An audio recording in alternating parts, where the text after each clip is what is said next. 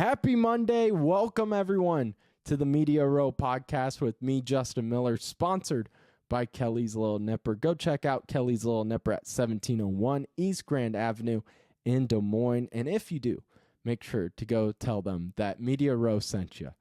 So a lot of big news to get to today to kick off a brand new week here at Media Row. Coaching hires, coaching moves, chaos in the transfer portal, all around the valley, all around for Drake Bulldog fans. Few more names outside of Bennett Sturts announced that they're transferring as well. We have baseball happening already. It doesn't feel like it should be, and we kind of skipped over opening day. And you know what? If you're mad about it, I'll take the L. But I was too busy talking basketball. I still think baseball needs to start in April, in my opinion. But if they're going to try to compete with March Madness, good luck. Because, I don't think I was alone of being the guy, especially as someone covering Drake, who was locked in on basketball news, transfer portal news, coaching chaos. Blame me. But we'll talk about a little bit of baseball as well. Of course, break down what happened in the Elite Eight over this weekend, as well as go into Drake's new hire and what that could bring here to Des Moines. But thank you, everyone, for joining along. Thank you to DKG Images, as always, for providing us photos throughout the regular season and also in St. Louis of Drake men's basketball, Drake women's basketball. So you'll see some of those photos floating around on YouTube if you're watching. And if you're listening on Spotify or Apple Podcasts or wherever you get your podcasts, we appreciate that as well. Continue to like, subscribe, comment, all that great stuff, because I was looking over the weekend at our stats. We're growing fast, and that's all thanks to you. So that was great to see. I'm not going to lie. In January, again, we just kicked this thing off, and I'm looking at the stats, and I'm like, man, I guess those jokes about tens of listeners is really true. May not be true anymore. You guys are kicking ass, and I appreciate that. So that's a huge shout out to you guys, as none of this would be possible without you. I wouldn't be able to really dive deep into a team I love, sports that I love, and a job that I love if it wasn't for you guys tuning in. So seriously, from the bottom of my heart, thank you guys so much for tuning in. So continue to rack up those downloads. We appreciate it. But let's quit the small chat. I had a great weekend. Megan's birthday. We had a great party. But let's get into the Drake Bulldogs big news of the week. Happened late last week. I was still mowing the course at Grandview when I saw it broke. Had to quickly, tweet it out as I'm on the mower. So if those fairway lines weren't straight, blame it on me. But Drake hires their 31st head coach in team history, and it's Eric Henderson from South Dakota State. And you know what? We nailed it. At Media Row, we called it, and wasn't a surprise, I don't think, to anyone. It wasn't like, oh, wow, look at Media Row. Said the name that everyone was talking about.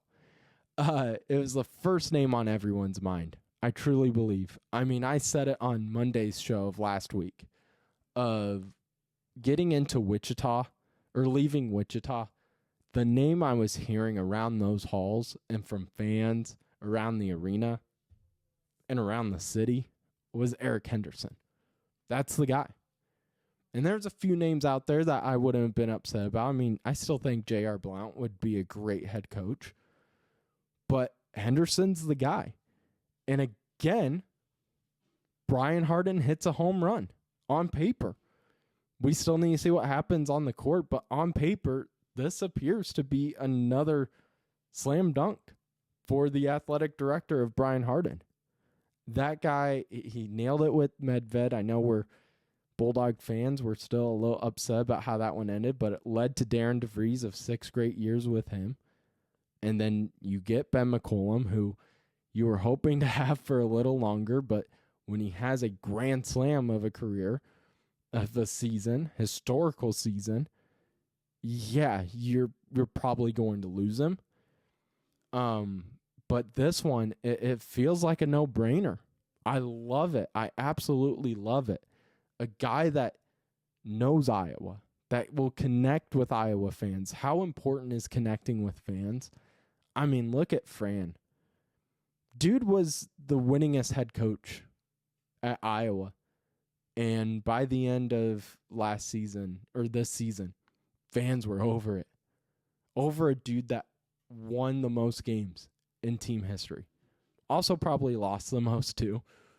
But he just never connected with fans. And you're seeing that with the Ben McCollum press conferences and promos. Fans are truly excited. The Hawkeyes are truly excited about Ben McCollum because of what he is bringing and the way he's connecting. And he is an Iowa City born and raised guy. And I mentioned it on the show of in his press conference how he's rattling off Hawkeyes, former Hawkeye players, and how he mentions, Chris Street as a style of play of which he admires and wants his team to show. I said that right away. You win the fan base over better than Fran ever did in his career. And I think Harden understands that when he's looking for a guy to take over his program, yes, does he want a guy that's going to win, number one? Absolutely. And does Eric Henderson win? Yes. In 6 years, 129 wins, only 60 losses as a head coach. Think that proves it right there that dude wins.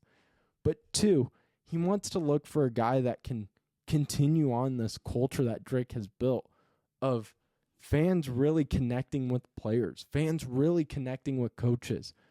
With Darren DeVries, fans loved those teams. Sure, did they have 20 years of Roman Penn? Yeah, but they loved those teams. Darnell Brody, DJ Wilkins, Garrett Sturtz, the hard helmets. I mean, you go from having fans and students having these plastic hard helmets on. I still have mine somewhere. That's something else I should add to this back wall. But you had everyone, no matter what the age was, wearing those hard helmets. Then boom, 2 years later, here comes this guy from Division II, and all of a sudden, everyone and their family members are wearing white shirts with blue ties. And it even drags over into Iowa City now, where you're seeing in the press conference people wearing white shirts, now a gold tie. But he's finding guys that are connecting with this program. Mark Phelps was a guy that took over a fantastic roster of Drake Bulldogs in 2009 after that magical 2008 year. And, I mean, I talked with Travin Ross about this all the time of, it was, as a Bulldog fan, I didn't connect with him. And he just didn't have the feeling of like that Iowa nice kind of feel.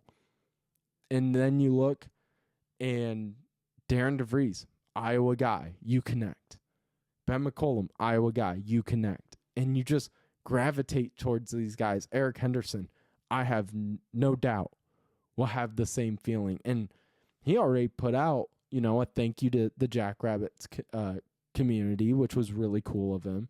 But he also put out, the exciting, this is what I'm looking forward to in Des Moines, can't wait type of message as well. And does every coach do that? Not every coach does it, but I mean, for the most part, they do. And is it, a kind of publicity stunt? Absolutely. But does it work? Absolutely it does. So I think fans are excited about this hire. I think Brian Harden did the right thing of getting a guy who can win and getting a guy that fans want. Because, again, we've seen athletic programs in the state and throughout the country fail to do that, and how much it hurts this team is wild. Or how much it can hurt a team is wild. Another thing I'm excited about with this hire is, yes, we can get into his stats, and we mentioned his stats when we're bringing up his name as a potential hire, was actually the first name we mentioned, was his team never finished worse than third in the Summit League. They finished with 20-plus wins again this season, 20-12, 11-5 in the conference. Like we said, he's from Iowa, part of the Greg McDermott coaching tree, which is fantastic. Was an assistant coach under TJ Otzelberger, was a graduate general manager with Iowa State when Greg McDermott was there. So he's been around guys that just know how to build programs and know how to win. So he's studied under those guys and has now built a culture of himself. But what I'm excited about this, and kind of a concern I want to answer, because I saw this floating around on Twitter. I think it was on Friday or maybe Saturday. But people were wondering, man, why would Eric Henderson take this job? Why? This feels linear. Why would you go from a one big conference league to another? And is the Missouri Valley a one big league? Yes. We're seeing that. We've talked about all year long. Do we like it? No. But it's the way the world is.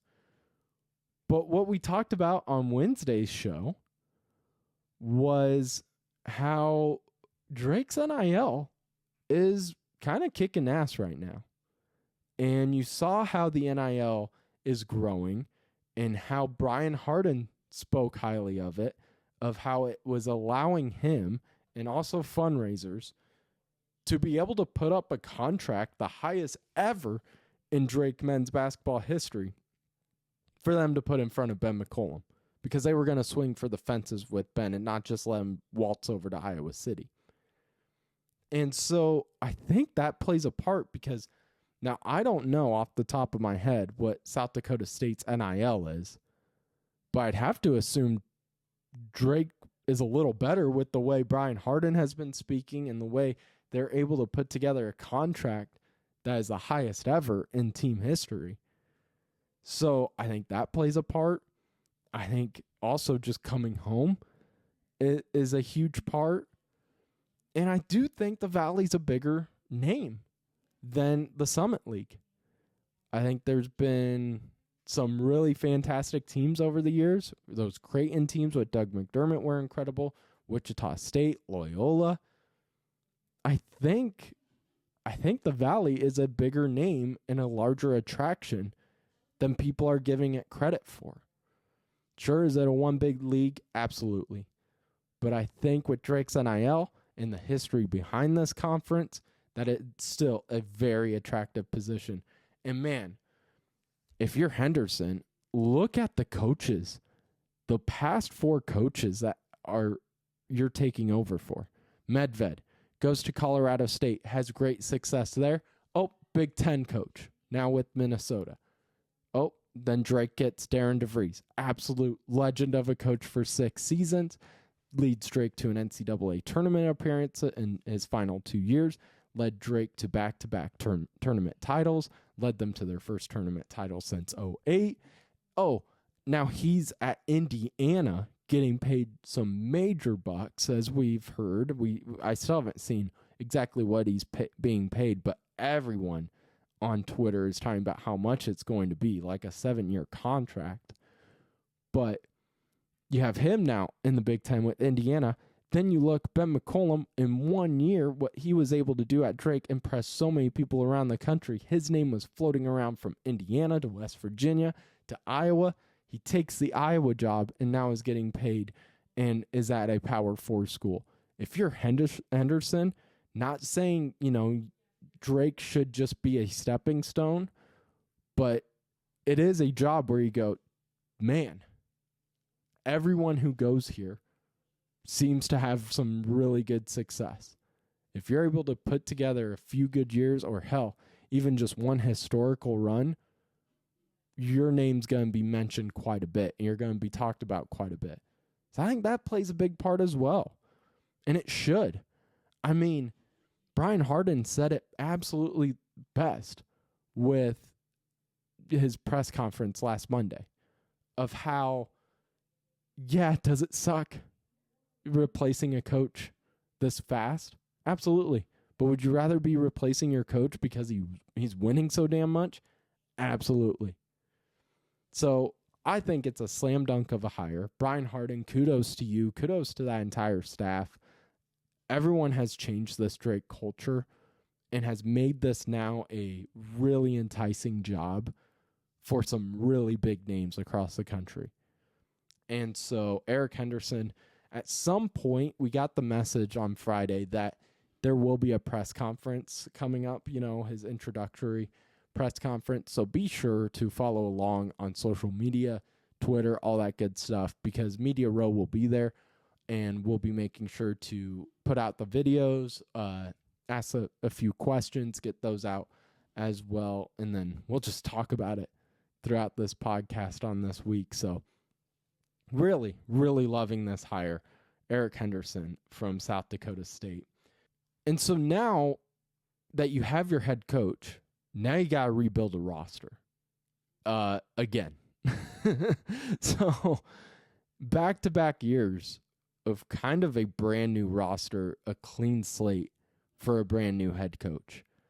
Ben McCollum was able to have a lot of guys from Northwest Missouri State just kind of flip over to Drake, and it seemed to go well. I think Henderson can do that again.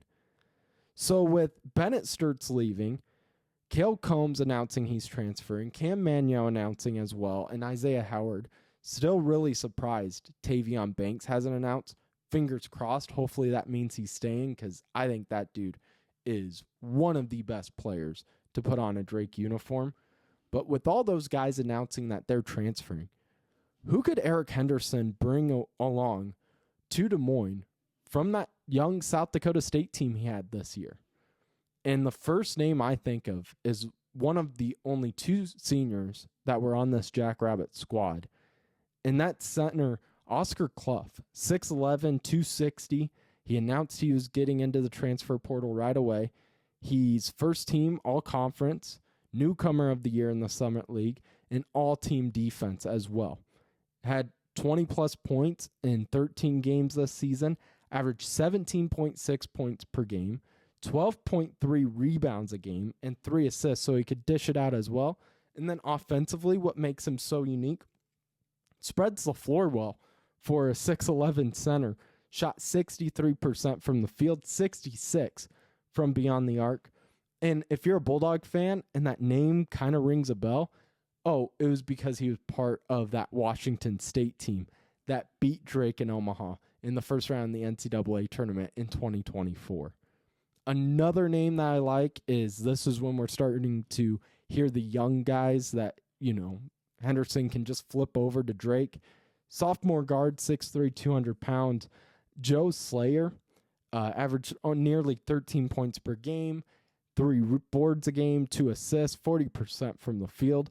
Another sophomore guard in Kalen Gary, honorable mention of all-team conference, 11.7 points per game, 4 rebounds, 3 assists, shot 42% from the field, and 35% from beyond the arc. And again, I just love how this team that Henderson was coaching a year ago was very young.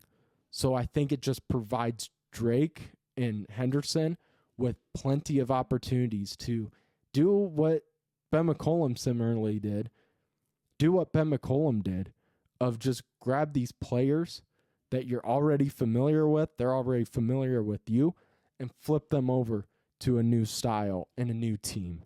And so only 2 seniors, one of which is already announcing that he's transferring and could possibly be coming to Des Moines already and following his former coach. I think it provides Drake with a lot of opportunities to be excited about this roster change.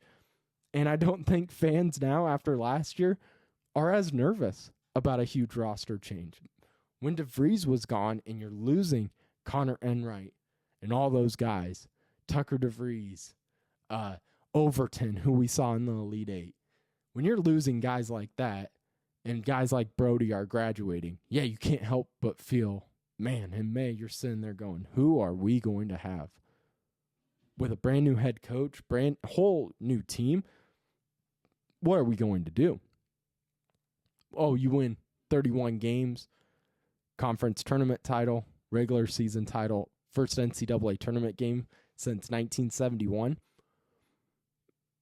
Maybe it isn't so bad. Maybe it's It's still going to be a challenge. It's going to be nerve-wracking. It's going to take time to get used to these guys. But I think you've seen it done. So now it doesn't seem like as big of a hill to climb, in my opinion. And Henderson is a coach that has proven to win and has proven to build a great culture around his guys. So really excited with how young that Jackrabbit squad is, of maybe just doing what Ben McCollum did. Flip him over to Drake and just win right away. So those are the names the big three that I've been looking at. Still plenty of young guys that could come over to Drake, but really excited about the Henderson hire.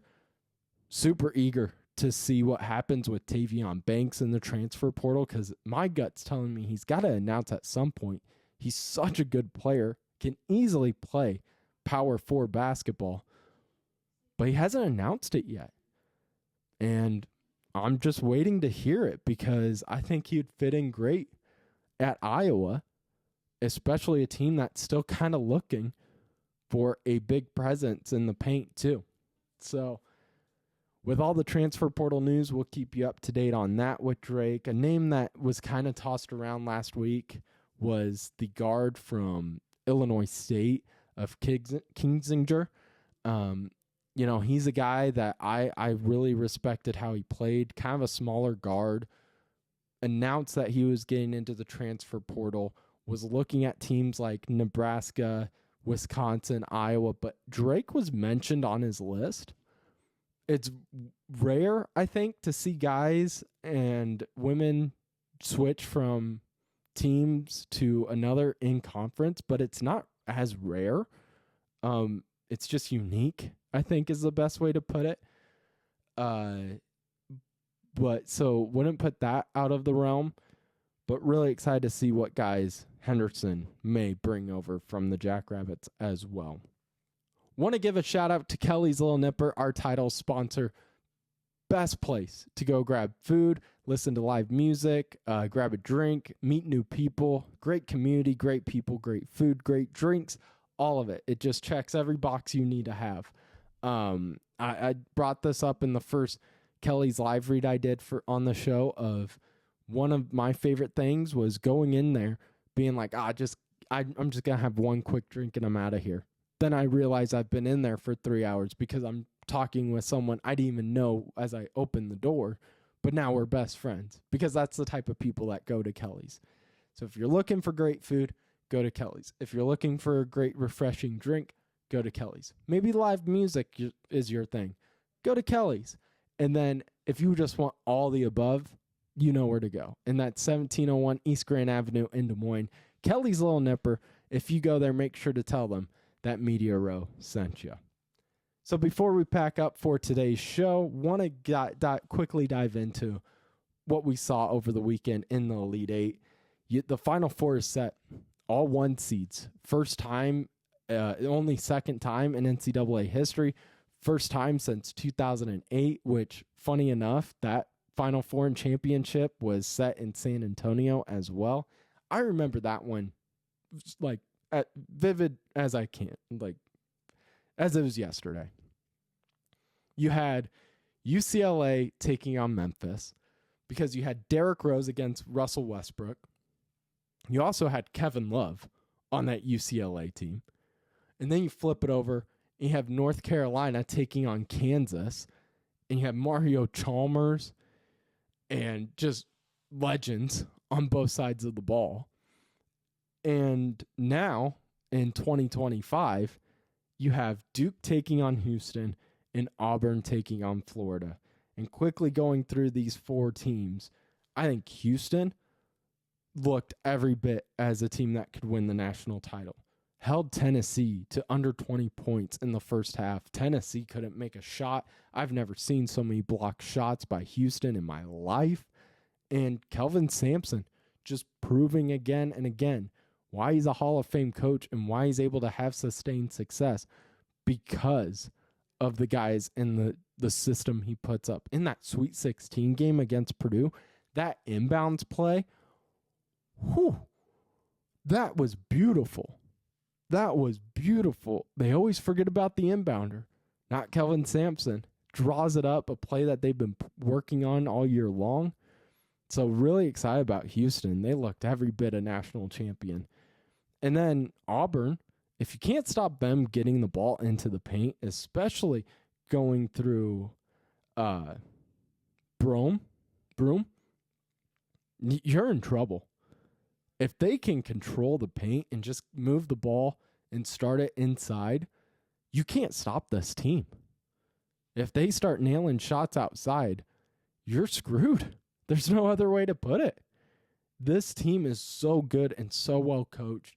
Really fun to watch. This could be one of the best Final Fours we've seen. And then Duke just blowing through this tournament. I'm not even being challenged yet. That Alabama game, Alabama crumbles whenever a team slightly puts physical defense on them.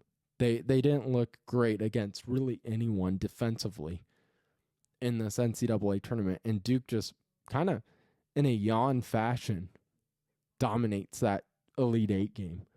And then finally, Florida, I think, is one of the most balanced teams left, if not the most balanced team. And I do like teams that have been challenged. I mean, how will Duke respond when they're down 10 plus with 8 minutes to go? We don't know, but we know how Florida will, and Florida won the game. They didn't give up when Texas Tech looked like they had the game sealed. Sure, was it all Florida? No, but Texas Tech, they wavered under the pressure. Florida did it. So Florida, I think, most balanced. They're also my pick to be the national champion. That's who have had all March, and it's all because of balance. And another fun story here before we wrap up our show on Monday, is with the Auburn-Florida game, SEC against SEC. Saw this from John Rothenstein on Twitter. Todd Golden, the head coach for Florida, he was hired in 2014 to be Auburn's director of basketball ops by Bruce Pearl. And so just a really cool connection. It's going to be one of those, can the student overtake the teacher on one of the biggest stages? Not the biggest, because the national championship's the biggest. But Final Four, man, it's going to be exciting. Two teams that have known each other well this season went down to the wire. It felt like every game as physical as can be. And then you got Duke Houston of, again, another very young head coach in his third season going up against a Hall of Famer. And someone out of those four are going to win their first national title in their career. So really excited about this ending to March. Really excited about Eric Henderson and maybe the possibility of his players. We'll keep you up to date as well on Media Row with all this stuff, as well as coaches' interviews, player news, transfer portal news, as we hear it as well. So make sure to click subscribe, comment as well on all of our social media platforms, download on anywhere you get your podcasts, and make sure to tune in Wednesday when we will see you at 2 o'clock.